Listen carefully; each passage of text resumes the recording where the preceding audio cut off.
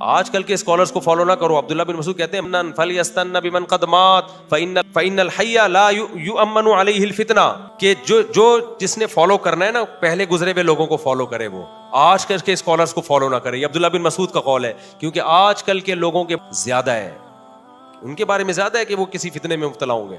تو عبداللہ بن مسعود اپنے بارے میں کہہ رہے ہیں, تو آپ آج کل کے دور کے اسکالرس کو کیسے ان پر یعنی ان کے برابر لا سکتے ہو؟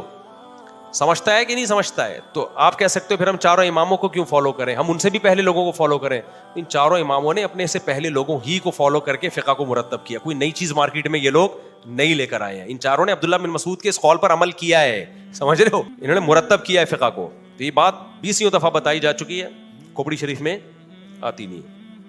آپ اگر اسلام پہ باقی رہنا چاہتے ہو نا, آپ کے پاس ان چار اماموں, ورنہ ایک ایسے جنگل ہے نا, ہر آدمی ہر اسکالر قرآن و سنت کے نام پہ کوئی گدھے کو حلال کرے گا, کوئی کتے کو حلال کرے گا, کوئی جناب آگے جا کے 3 طلاقوں کو ایک کہے گا, کوئی کہے گا 3 ایک بھی نہیں ہوتی, کوئی کہے گا طلاق سرے سے ہے ہی نہیں, کوئی کہے گا خلا کا عورت کو ہر وقت اختیار ہے, جیسے مرد دے سکتا ہے عورت بھی دے سکتی ہے, کوئی کہے گا یتیم پوتے کی بھی اسلام میں میراث ہے. ہوا ہے نا ایوب خان کے دور میں مذہبی اسکالر آئے تھے, انہوں نے کہا کہ بیٹا مر گیا, آپ کا سگا بیٹا موجود ہے تو وہ جو پوتا ہے اس کو بھی وراثت. تو بہت کچھ اجماع کے خلاف. پھر کچھ اسکالر ایسے بھی آئیں گے جو کہیں گے عورت صفا مروا میں دوڑے گی.